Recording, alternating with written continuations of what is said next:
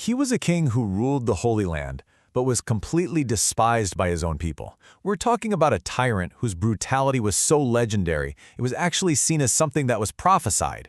Drawing right from the Wars of Light and Darkness series, we're uncovering the absolutely wild story of Herod the Great. How in the world did an outsider, an Arabian uncircumcised man, as they called him, end up on the throne of Judea? Well, to figure that out, we've got to look at the world he was walking into. So, to really get a grip on Herod's rise, you have to understand this massive shadow that was falling over, well, pretty much everything. The world was changing, and a brand new power was calling all the shots. You have to picture it. For 200 years, Rome was this unstoppable machine. It just systematically dismantled its rivals. It crushed Carthage in the west, crippled the Greek Empire in the east. And then, by 63 BCE, Roman legions were literally at the gates of Jerusalem. The whole Mediterranean had become what the Romans called our sea. But here's the thing. While Rome is building this massive empire on the outside, what's happening inside Judea? Well, it's basically tearing itself apart.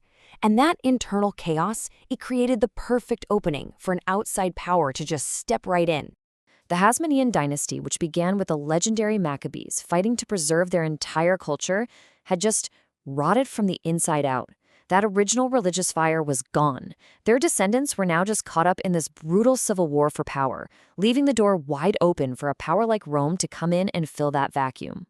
And into this complete and total mess walks our guy.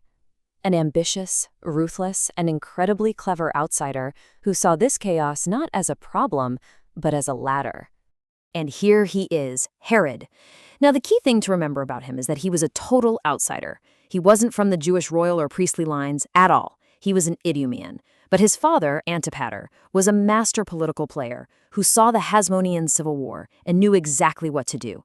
Cozy up to the real power in the region, Rome.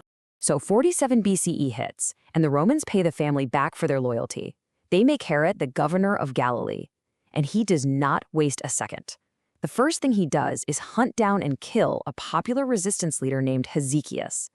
It was a brutal move, and it sent a crystal-clear message. I work for Rome, and I am not afraid to get my hands dirty.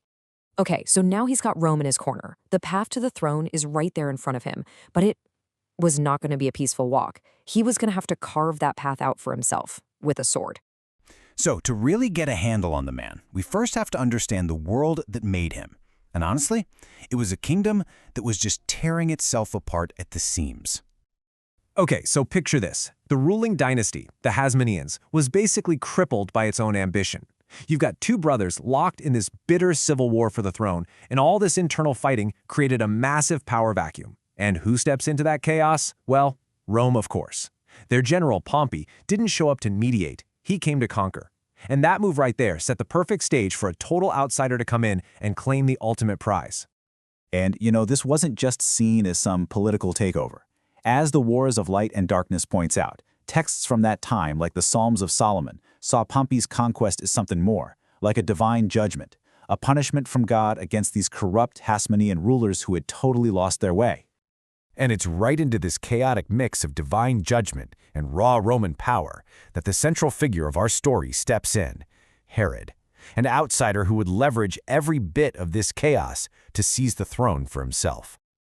Now, that title, King of the Jews, well, that was just a Roman decree. It had nothing to do with his actual identity. As the Wars of Light and Darkness explains, to his subjects, Herod was a complete and total outsider. His father was an Edomite, his mother a Nabatean-Arab, and both of those groups had a long, bitter history of conflict with Israel.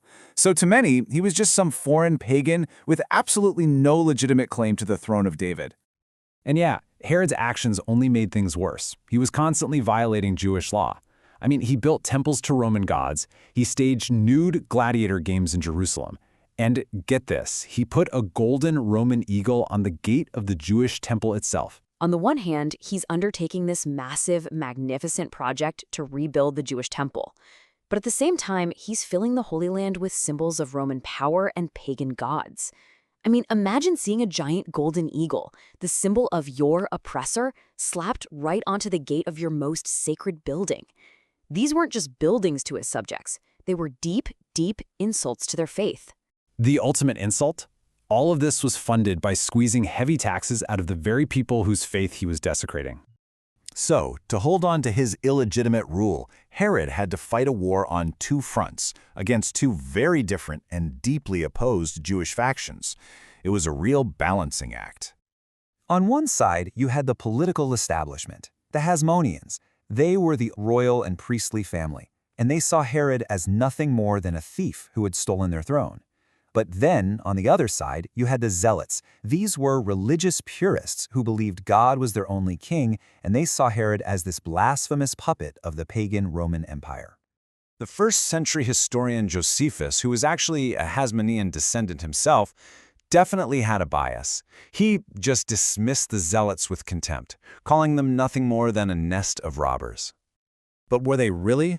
The Wars of Light and Darkness argues that this label was just pure propaganda, something cooked up by the ruling class to discredit what was a genuine and very powerful religious movement.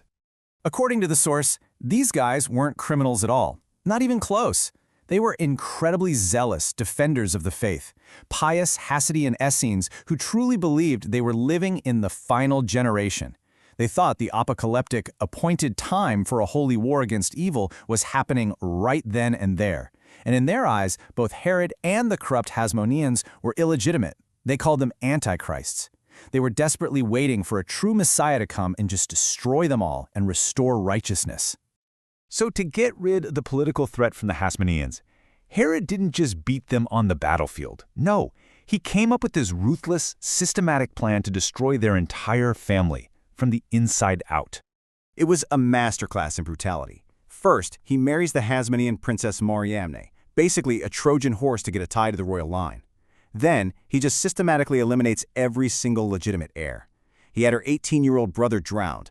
He executed her elderly grandfather on fake treason charges. He even executed his own wife, Mariamne, because he was afraid of her influence.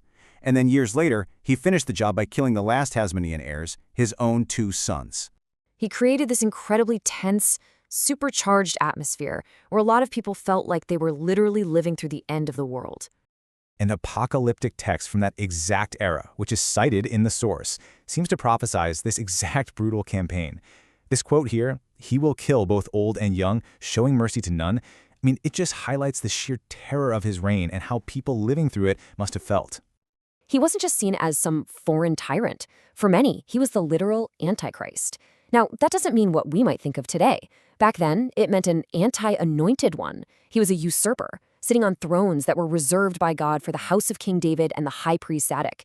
He was the opposite of everything they believed a rightful ruler should be. So, after wiping out every rival and cementing his power through just pure bloodshed, what was the ultimate legacy of this tyrant king? What did he leave behind? Well, as the Wars of Light and Darkness argues, Herod's legacy was a huge paradox. His brutal, pagan rule didn't crush religious fervor, it did the exact opposite. It created this intense pressure cooker of messianic expectation, supercharging this desperate longing for a savior. This feeling of oppression under Herod, it fueled this intense belief that the prophesied final generation was here, and it ramped up the expectation for real Messiah to come and save them. So, in the end, Herod's story isn't just some dusty old tale. It raises this timeless, brutal question, doesn't it?